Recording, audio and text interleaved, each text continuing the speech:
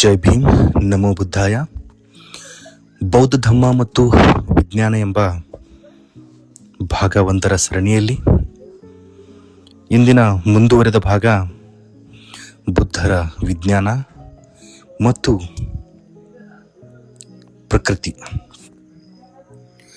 ಪ್ರಕೃತಿ ವಿಜ್ಞಾನದ ವಿಷಯ. ವಿಜ್ಞಾನವು ಪ್ರಕೃತಿಯ ನಿಯಮಗಳನ್ನು ವ್ಯವಸ್ಥಿತವಾಗಿ ಅರ್ಥ ಮಾಡಿಕೊಳ್ಳುವ ಮಾನವ ವಿಧಾನ. ಉದಾಹರಣೆಗೆ, ಸಸ್ಯಗಳು ಬೆಳೆಯುವುದು ಪ್ರಕೃತಿಯ ಪ್ರಕ್ರಿಯೆ, ಆದರೆ ಅದರ ಕಾರಣಗಳನ್ನು ಅಧ್ಯಯನ ಮಾಡುವುದು ಸಸ್ಯಶಾಸ್ತ್ರ ವಿಜ್ಞಾನ. ಮಳೆ ಬೀಳುವುದು ಪ್ರಕೃತಿಯ ಘಟನೆ, ಅದರ ಹಿಂದಿನ ಪ್ರಕ್ರಿಯೆಯನ್ನು ಅಧ್ಯಯನ ಮಾಡುವುದು ಹವಾಮಾನ ವಿಜ್ಞಾನ. ಭೂಮಿಯ ಚಲನೆ ಪ್ರಕೃತಿಯ ಘಟನೆ, ಅದನ್ನ ವಿವರಿಸುವುದು ಭೌತಶಾಸ್ತ್ರ ಅಥವಾ ಖಗೋಳಶಾಸ್ತ್ರ ವಿಜ್ಞಾನ. ಜೀವಿಗಳ ವಿಕಾಸ ಪ್ರಕೃತಿಯ ಪ್ರಕ್ರಿಯೆ, ಅದರ ಅಧ್ಯಯನ ಮಾಡುವುದು ಜೀವಶಾಸ್ತ್ರ ವಿಜ್ಞಾನ. ಆದ್ದರಿಂದ ಪ್ರಕೃತಿಯೇ ವಿಜ್ಞಾನ ಎನ್ನುವುದು ತಾತ್ವಿಕವಾಗಿ ಸುಂದರವಾದ ಮಾತು, ಆದರೆ ಪ್ರಕೃತಿಯ ನಿಯಮಗಳನ್ನು ತಿಳಿಯುವ ವ್ಯವಸ್ಥಿತ ಪ್ರಯತ್ನವೇ ವಿಜ್ಞಾನ ಎಂದು ಹೇಳಬಹುದು. ಬುದ್ಧನ ಧಮ್ಮದಲ್ಲಿ ಪ್ರಕೃತಿಯೊಂದಿಗೆ ಸಹಬಾಳ್ವೆ, ಅಹಿಂಸೆ, ಮಿತವಾದ ಜೀವನ ಮತ್ತು ಪರಸ್ಪರ ಅವಲಂಬನೆಗೆ ಮಹತ್ವವಿದೆ. ಬುದ್ಧರ ಧಮ್ಮವು ಪ್ರಕೃತಿಯನ್ನು ಯಾವುದೋ ಅಲೌಕಿಕ ಶಕ್ತಿಯ ಸೃಷ್ಟಿ ಎಂದು ವಿವರಿಸುವುದಕ್ಕಿಂತ ವಸ್ತುಗಳು ಮತ್ತು ಘಟನೆಗಳು ಅದರ ಕಾರಣ ಪರಿಣಾಮದ ನಿಯಮಗಳಿಗೆ ಒಳಪಟ್ಟಿವೆ ಎಂಬುದನ್ನು ಗಮನಿಸಲು ಒತ್ತು ನೀಡುತ್ತದೆ. ವಿಜ್ಞಾನ ಪ್ರಕೃತಿಯನ್ನು ವೀಕ್ಷಿಸುತ್ತದೆ, ಪರೀಕ್ಷಿಸುತ್ತದೆ ಮತ್ತು ಆಧಾರಗಳ ಮೂಲಕ ನಿಯಮಗಳನ್ನು ಅರ್ಥ ಮಾಡಿಕೊಳ್ಳುತ್ತದೆ. ಬುದ್ಧನ ಧಮ್ಮ ಕೂಡ ಅಂಧವಿಶ್ವಾಸಕ್ಕಿಂತ ವೀಕ್ಷಣೆ, ಅನುಭವ ಮತ್ತು ಪರಿಶೀಲನೆಗೆ ಮಹತ್ವ ನೀಡುತ್ತದೆ. ವಿಶೇಷವಾಗಿ ಮನುಷ್ಯನ ಮನಸ್ಸಿನ ಕುರಿತು ಬುದ್ಧನ ವಿಚಾರಗಳು ಗಮನಾರ್ಹವಾಗಿವೆ. ಬುದ್ಧರ ಒಂದು ವಿಚಾರದಲ್ಲಿ ಸ್ಪರ್ಶ, ಅನುಭವ, ಬಯಕೆ, ಅಂಟಿಕೊಳ್ಳುವಿಕೆ ಹಾಗೂ ದುಃಖ ಎಂಬ ನಿಯಮವನ್ನ ಬುದ್ಧ ಬಹಳ ಸುಂದರವಾಗಿ ವಿವರಿಸ್ತಾರೆ. ಈ ಒಂದು ಸರಣಿಯಲ್ಲಿ ಮನಸ್ಸಿನಲ್ಲಿ ದುಃಖ ಹೇಗೆ ಹುಟ್ಟುತ್ತದೆ ಎಂಬುದನ್ನು ಅರ್ಥ ಮಾಡಿಕೊಳ್ಳಲು ಬಹಳ ಮುಖ್ಯವಾಗಿರ್ತಕ್ಕಂತಹ ವಿಷಯ ಇದು ಪ್ರತಿತ್ಯ ಸಮುತ್ಪಾದ ಅಂತಂದ್ರೆ ಡಿಪೆಂಡೆಂಟ್ ಆರಿಜಿನೇಷನ್ ಒಂದು ಭಾಗವಾಗಿರ್ತಕ್ಕಂಥದ್ದು. ಇದನ್ನು ಪಾಳಿ ತ್ರಿಪಿಟಕದ ಅನೇಕ ಸುತ್ತಗಳಲ್ಲಿ ವಿವರಿಸಲಾಗಿದೆ. ವಿಶೇಷವಾಗಿ ಸಂಯುಕ್ತ ನಿಕಾಯದ ನಿಧಾನ ಸಂಯುತ್ತದಲ್ಲಿ ಸೀರಿಯಲ್ ನಂಬರ್ 12ರಲ್ಲಿ ಈ ವಿಷಯವನ್ನ ಉಲ್ಲೇಖಿಸಲಾಗಿದೆ. ಸ್ಪರ್ಶ ಅಥವಾ ಫಸ್ಸ, ಈ ಸ್ಪರ್ಶ ಅನುಭವ ಅಥವಾ ವೇದನೆಯನ್ನ ಸೃಷ್ಟಿ ಮಾಡುತ್ತದೆ.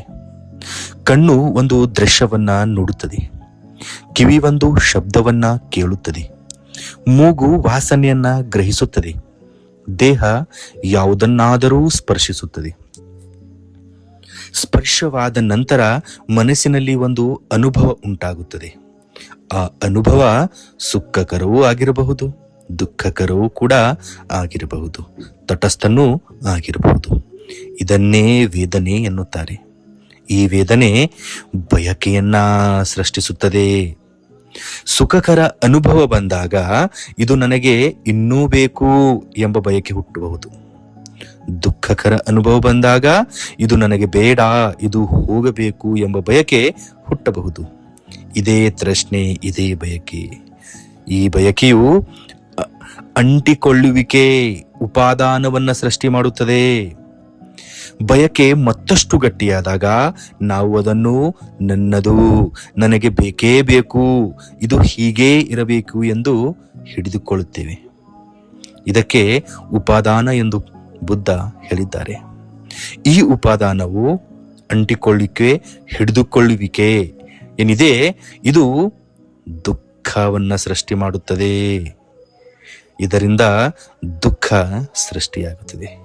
ನಾವು ಹಿಡಿದುಕೊಂಡಿರುವ ವಸ್ತು, ವ್ಯಕ್ತಿ, ಸಂಬಂಧ, ಸ್ಥಾನಮಾನ ಅಥವಾ ಅನುಭವ ನಮ್ಮ ಇಚ್ಛೆಯಂತೆ ಯಾವಾಗಲೂ ಉಳಿಯೋದಿಲ್ಲ.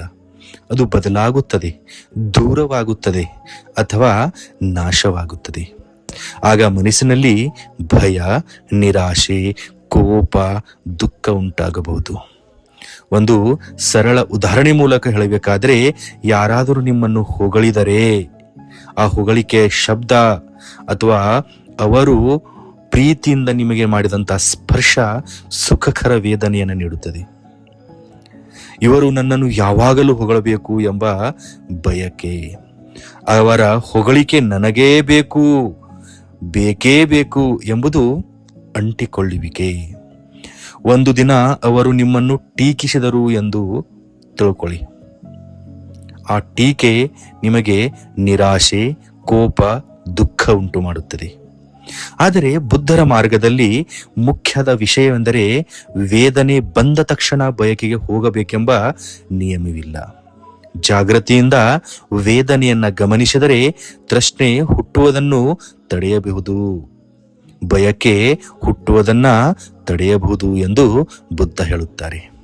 ಈ ರೀತಿಯ ಮಾನಸಿಕ ಪ್ರಕ್ರಿಯೆಗಳನ್ನು ಗಮನಿಸಿ ಅವುಗಳ ಕಾರಣವನ್ನು ಅರಿತು ದುಃಖದಿಂದ ಮುಕ್ತವಾಗುವ ಮಾರ್ಗವನ್ನು ಬುದ್ಧ ಬೋಧಿಸಿದರು.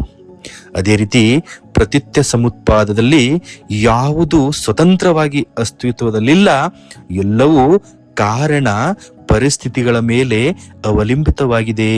ಇದು ಪ್ರಕೃತಿಯ ಪರಿಸರ ವ್ಯವಸ್ಥೆಯೊಂದಿಗೆ ಹೋಲಿಕೆ ಹೊಂದಿದೆ ಎಂದು ಬುದ್ಧ ಹೇಳುತ್ತಾರೆ. ಇದು ಇದ್ದಾಗ ಅದು ಉಂಟಾಗುತ್ತದೆ, ಇದು ಇಲ್ಲದಾಗ ಅದು ಉಂಟಾಗುವುದಿಲ್ಲ. ಇದು ಪ್ರತಿತ್ಯ ಸಮುತ್ಪಾದ ಎಂಬ ತತ್ವದೊಂದಿಗೆ ಸಂಬಂಧವನ್ನ ಹೊಂದಿದೆ. ಉದಾಹರಣೆಗೆ, ಒಂದು ಬೀಜ, ಮಣ್ಣು, ನೀರು, ಬೆಳಕು, ಸೂಕ್ತ ಪರಿಸರ ಕೂಡಿಕೊಂಡು ಒಂದು ಸಸ್ಯದ ಬೆಳವಣಿಗೆ ಆಗುತ್ತದೆ. ಸಸ್ಯ ಬೆಳೆಯಲು ಅನೇಕ ಕಾರಣಗಳು ಮತ್ತು ಪರಿಸ್ಥಿತಿಗಳು ಬೇಕಾಗುತ್ತವೆ. ಇದೇ ರೀತಿಯಲ್ಲಿ ಪ್ರಕೃತಿಯ ಅನೇಕ ಘಟನೆಗಳ ಹಿಂದೆ ಕಾರಣ ಪರಿಸ್ಥಿತಿಗಳ ಸಂಬಂಧವಿದೆ ಎಂದು ಬುದ್ಧ ಪ್ರತಿತ್ಯ ಸಮುತ್ಪಾದದ ಸಿದ್ಧಾಂತದಲ್ಲಿ ಹೇಳುತ್ತಾರೆ. ಬುದ್ಧರ ಧಮ್ಮದ ಪ್ರಮುಖ ಸಂದೇಶವೆಂದರೆ ಅನಿತ್ಯತೆ, ಅನಿಚ್ಛಾ. ಈ ಅನುತ್ಯತೆ ಎನ್ನುವಂತಹ ವಿಷಯ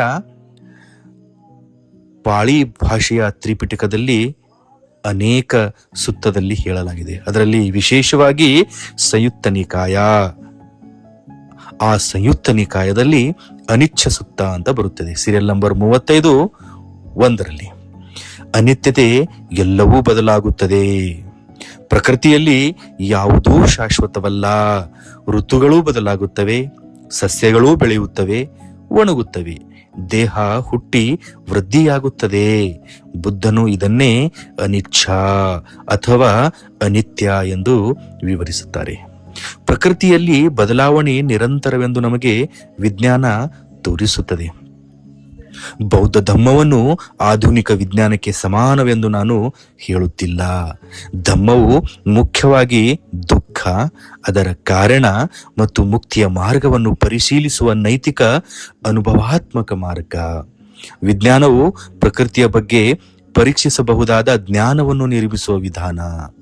ಪ್ರಕೃತಿ ತನ್ನ ನಿಯಮಗಳಂತೆ ನಡೆಯುತ್ತದೆ, ವಿಜ್ಞಾನ ಆ ನಿಯಮಗಳನ್ನು ಅರಿಯಲು ಪ್ರಯತ್ನಿಸುತ್ತದೆ. ಬುದ್ಧರ ಧಮ್ಮ ಮನುಷ್ಯನ ಅನುಭವ ಮತ್ತು ಮನಸ್ಸಿನಲ್ಲಿರುವ ಕಾರಣ ಪರಿಣಾಮವನ್ನು ಅರಿಯಲು ಮಾರ್ಗದರ್ಶನ ನೀಡುತ್ತದೆ. ಆದ್ದರಿಂದ ಪ್ರಕೃತಿಯನ್ನ ಅರ್ಥ ಮಾಡಿಕೊಳ್ಳುವಲ್ಲಿ ವಿಜ್ಞಾನವು, ಜೀವನದ ದುಃಖ ಮತ್ತು ಮನಸ್ಸನ್ನು ಅರ್ಥ ಮಾಡಿಕೊಳ್ಳುವಲ್ಲಿ ಧಮ್ಮವು ನಮಗೆ ಆಳವಾದ ಒಳ ನೋಟ ನೀಡುತ್ತದೆ. ನಮೋ ಬುದ್ಧಾಯ.